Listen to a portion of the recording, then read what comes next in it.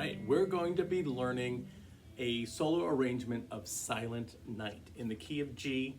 This is going to be a two-part lesson. Hopefully we get through the first part of the song in this lesson, and the next lesson will cover the rest of it. All right, let's get started. All right, so here's the whole arrangement, just to be sure what you're getting yourself in for. Here we go.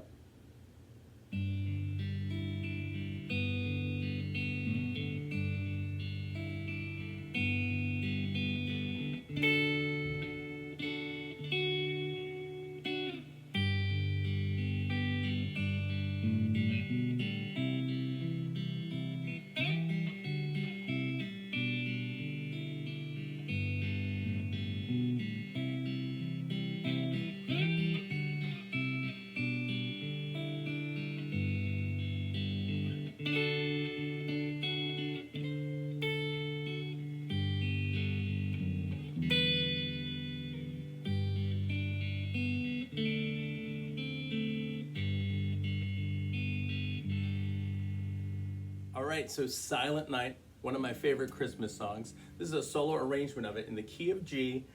We're going to get started. Now, I want to explain that the pink notes or red notes are the melody notes. So you could just play and then up on the 5th fret.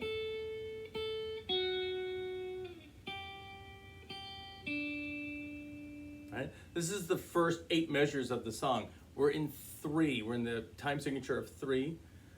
So we're going to be playing 1 and 2 and 3 and 1 and 2 and 3 and for most of the measures. And we're going to be playing a thumb bass note on beat 1 of every measure.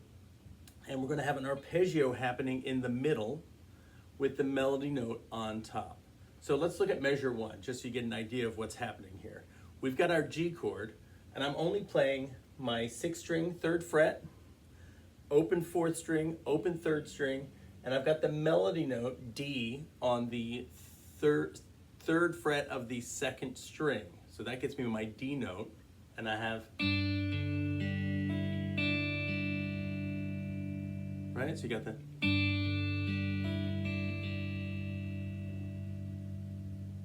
all right, so you can take a little time,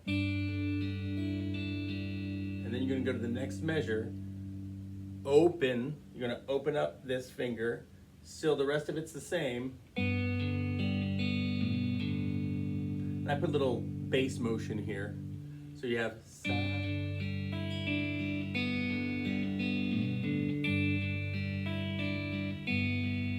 all right, so if you play this measure and this measure, you have the Silent Night, and then this first measure happens again. It's the same,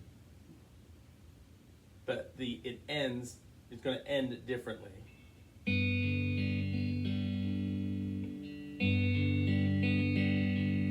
This prepares us to go up to the 7th and 5th fret for our D chord. This is our D triad. 7, 7, 5 on the 3rd, 2nd, and 1st finger string, and the open D on the 4th string, and then I just hit that D again. 1, 2, 3.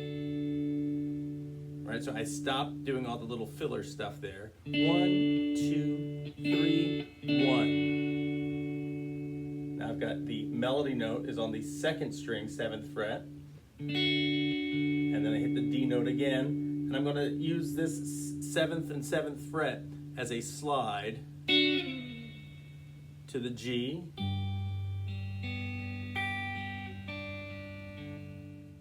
All right, now the last measure of this 8-bar section is going to walk up.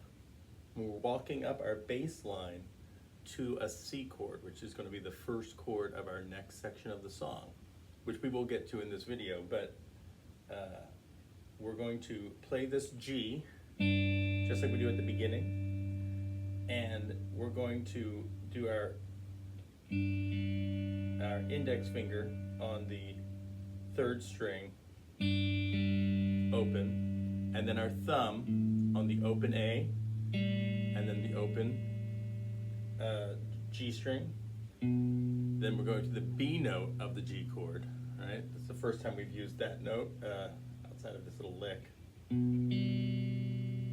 G, so it goes like this. And it leads to that C chord.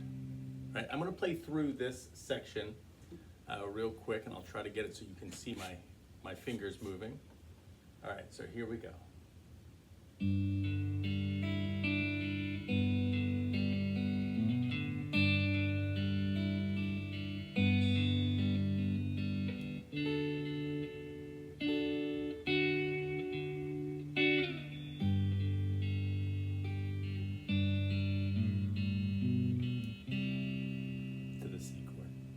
So let's take a look at the second section of this song. All right, so we're ready for our second part of Silent Night. We just finished our first 8 measures, and we ended with a walk up from the G chord. We're heading to the C chord. This whole measure is just a regular C chord, open C chord. You don't even need your first finger down. I put it down just in case I slip and I hit the wrong string. I have a good note. So the melody is the top, the red notes, right? So we have, sorry.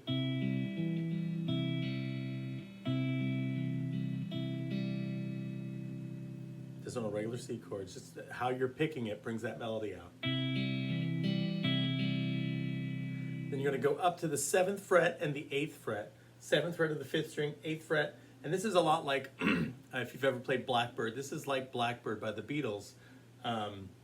We're going to be walking down. This is the 3rd of a C chord, and that's the 5th of a C chord. And we're ending on the root of a C chord and the 3rd of a C chord. So, and the in between, we have 2 tones that are not in the C chord, but you're going to go. Right? So you got open G string, and then open G string, open G string. So.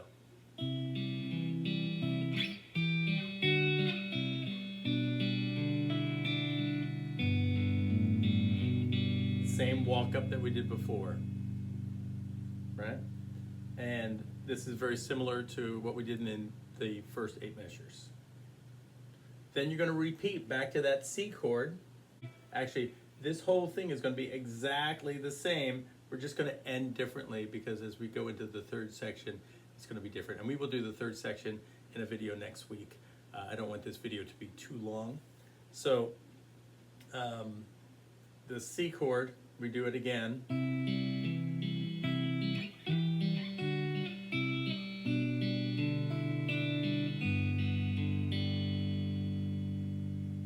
Now all we have to do is sleep in heavenly peace. I hope this inspires you to think about doing more chord melody stuff. Again, I'm not using tricky chords. I'm using a regular G chord, a regular C chord. My D shape is just the D triad, and then I've got these little descending with the melody. I'm just harmonizing that.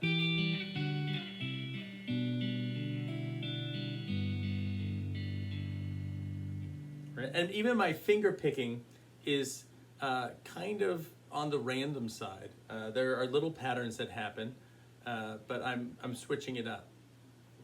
So chew on that for a little bit. I hope that gets you in the Christmas mood, and that you have time between now and the Christmas season to master this and be able to rock it with your family. Bye. See you next week with part 3.